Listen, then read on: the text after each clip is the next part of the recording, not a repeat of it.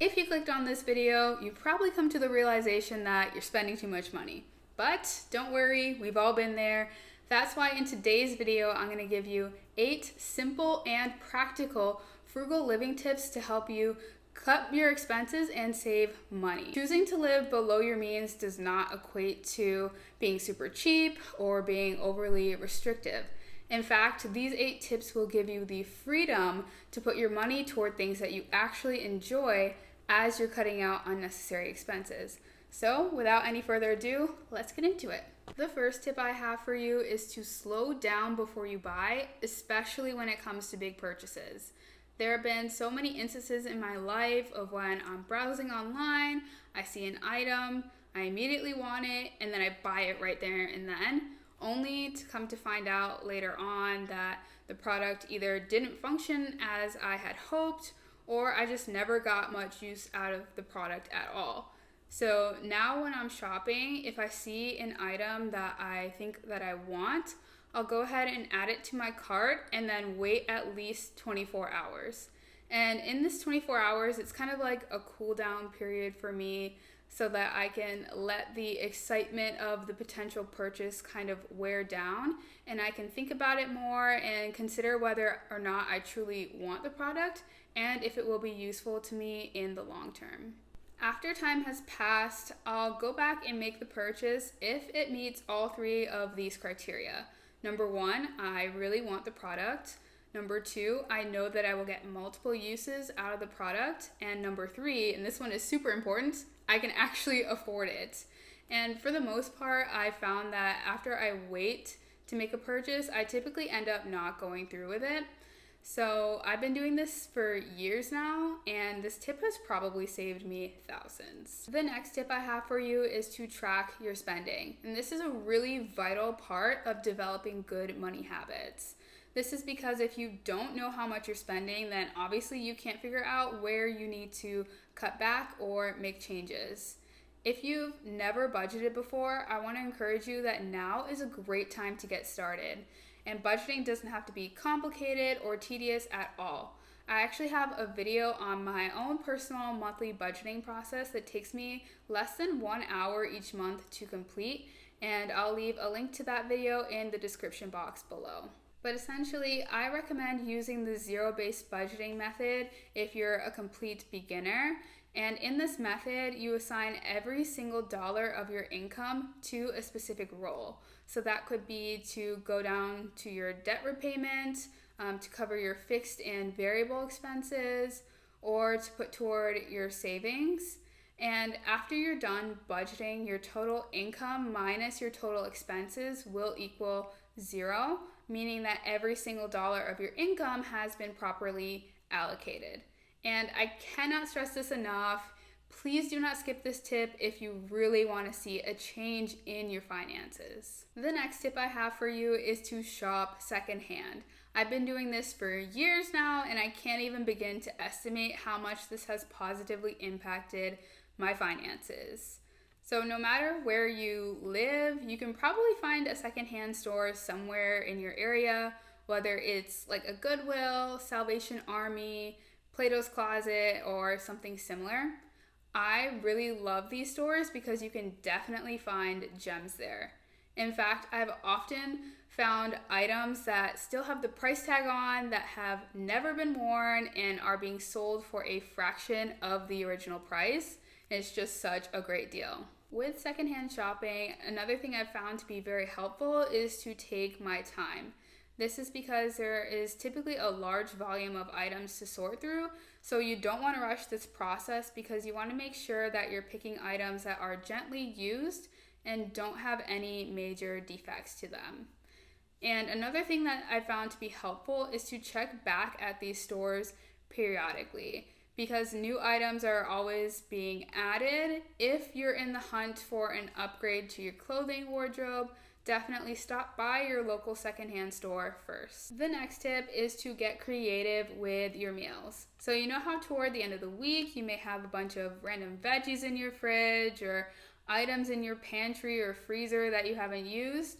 Well, instead of letting those items go to waste, Consider getting creative and making a meal out of your leftover food so that you can maximize your money. And with this, also consider holding off on your grocery shopping for the next week so that you can use what you already have on hand first. Growing up, this is something that I saw my mom do a lot. My mom was big on not being wasteful with food because she knew what it was like to go without. And I've been blessed and fortunate enough to not ever seriously lack, but this value has been really ingrained in me, so now I try not to be unnecessarily wasteful. And that being said, if you're looking for some cooking inspiration or recipe ideas, I would definitely recommend checking out Pinterest. That's where I personally get all my recipes from. There are countless numbers of recipes on there, so you'll definitely be able to find something that suits your taste. If you're getting value from this video so far, go ahead and give this video a thumbs up and subscribe to my YouTube channel for weekly personal finance content. The next tip I have for you is to set up sinking funds. If you're unfamiliar with the term, a sinking fund is money that you set aside specifically to cover a future expense. And these tend to be large future expenses like vacation and travel, a wedding fund, car repairs, things of that nature. And with a sinking fund, you add money toward those future expenses throughout the year. So this could be like $50 a month, $100 a month. It's really whatever amount fits your budget and your needs. The key here with sinking funds is to be consistent. This is so that when the time eventually comes for you to spend, you already have the money earmarked for that expense, and paying for it won't completely throw your finances off. I would recommend keeping your sinking funds in a high yield savings account as opposed to a traditional savings account. This is because with a high yield savings account, you'll earn 20 to 25 times the national average interest rate of a traditional savings account. And this results in you earning additional money on your sinking fund balance without any extra effort on your part.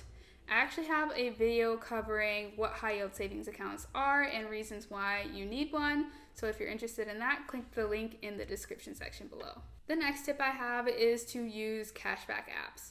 Cashback apps are great because since you'll already be spending the money to buy whatever it is you normally do, you're only reaping additional benefits through using the app.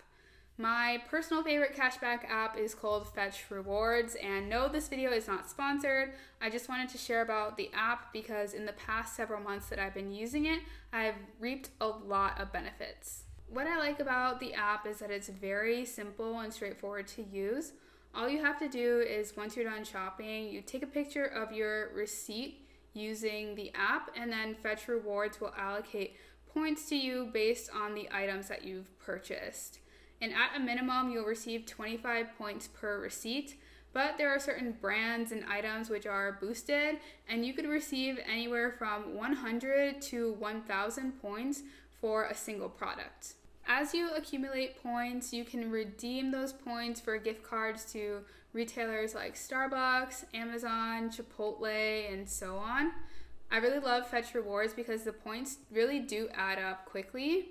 And if you're interested in downloading the app, I've left my referral code in the description box below.